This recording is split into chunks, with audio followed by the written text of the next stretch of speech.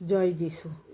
সেই সময়ে যখন আবার লোকের ভিড় হইল আর তাহাদের কাছে কিছু খাবার ছিল না, তখন তিনি আপন শিষ্যদিগকে নিকটে ডাকিয়া কহিলেন, এই লোকসমূহের প্রতি আমার করুণা হইতেছে, কেননা ইহারা আজ 3 দিবস আমার সঙ্গে সঙ্গে রহিয়াছে এবং ইহাদের নিকটে খাবার কিছুই নাই। আর আমি যদি ইহাদিগকে অনাহারে গৃহে বিদায় করি, তবে ইহারা পথে মূর্ছা পড়িবে। আবার ইহাদের মধ্যে কেহ কেহ দূর হইতে আসিয়াছে। তাহার শিষ্যেরা উত্তর করিলেন, এখানে প্রান্তরের মধ্যে কে কোথা হইতে রুটি দিয়া এ সকল লোককে তৃপ্ত করিতে পারিবে? তিনি তাহাদিগকে জিজ্ঞাসা করিলেন, তোমাদের কাছে কয়খানা রুটি আছে? তাহারা কহিলেন, 7 খানা।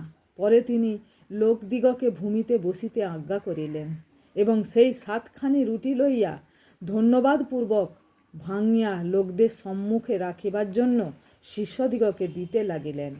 তাহারা লোকদের সম্মুখে রাখিলেন। তাহাদের নিকটে কয়েকটি ছোট ছোট মাছও ছিল। তিনি আশীর্বাদপূর্বক সেগুলিও লোকদের সম্মুখে রাখিতে বলিলেন। তাহাতে লোকেরা আহার করিয়া তৃপ্ত হইল এবং তাহারা অবশিষ্ট গুঁড়াগাড়া 7 ঝুড়ি তুলিয়া লইলেন। লোক ছিল কমবেশ 4000। পরে তিনি তাহাদিগকে বিদায় করিলেন।